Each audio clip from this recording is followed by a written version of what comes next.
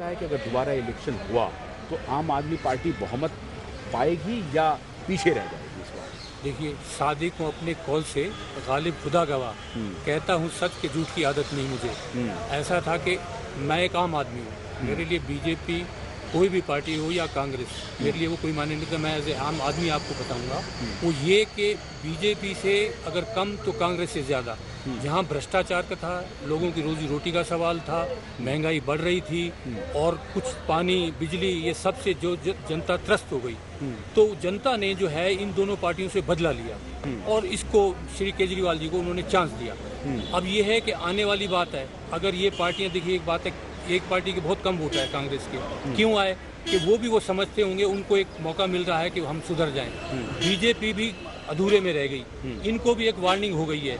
अगर देखा जाए तो केजरीवाल ने कुछ अच्छा किया, क्योंकि अगर अच्छा नहीं करते तो हर्षवर्धन को लोग निकाल के न लाते, इनको हाइबरनेशन पीरियड में रखा हुआ था। अब जो राजनीति है वो सत्यता की है और कैरेक्टर की है, उसमें जो खरा उतरेगा वो जीतेगा। मतलब आपको लगता है कि बीजेपी में हर्षवर्धन का जो उदय हुआ उसके कारण अरविंद केजरीवाल? जी, उसका कारण बिल्कुल केजरीवाल, क्योंकि इनको कितने टाइम पे डिक्लेरेशन ही नहीं मिल रही थी।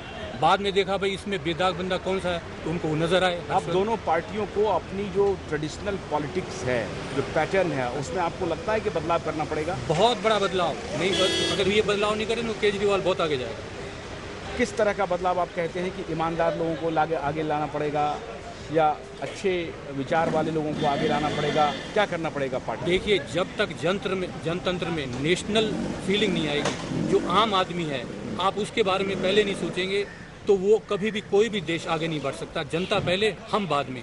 लेकिन यहाँ अभी तक उल्टा होता था, जो भी राजनीति में जाए वो किसी भी क्षेत्र का हो, आप उनकी आमदनी देखिए, साइकिल दूध बेचते थे, बाद में पता लगा 200 करोड़ के बंदे बन गए। कहाँ से बन गए? हमें सारी ज़िंदगी हो गई, हम 20 लाख रुपये जमा नहीं कर पाए, मकान नहीं ले पाए, इनके पास कहाँ से आता है? ये भ्रष्टाचार रोकेगा और जनता रोकेगी और इनको संभलना पड़ेगा।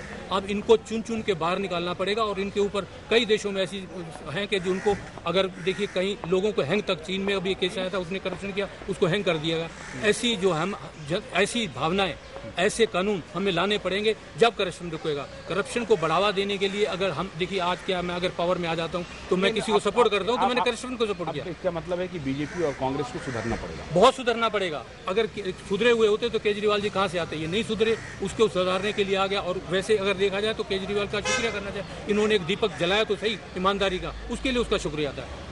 अच्छा, इसका लेकिन आने वाले दिनों में क्या होगा? आने वाले, देखिए एक बात है, कहते हैं ना पोलिटिक्स में कोई किसी का नहीं होता। केजरीवाल साहब अन्ना के पैटर्न में आए थे, उनकी छत्र छाया में पले और उन्होंने नैतिकता की कसम खाई कि हम आपके साथ हैं। लेकिन वो पॉलिटिक्स में आ गए। अब पार्टी, वो पॉलिटिक्स और जिसे कहते हैं नैतिकता ही कभी साथ नहीं चले, आदिकाल से चला। वो उन्होंने जो है, अगर देखा जाए तो अन्ना जी को टोपी पहना दी। मतलब केजरीवाल अब नैतिक नहीं रहे, नैतिक, देखिए नैतिकता की परीक्षा तो अब उसकी होनी है, अभी तो शुरुआत है। Thank you.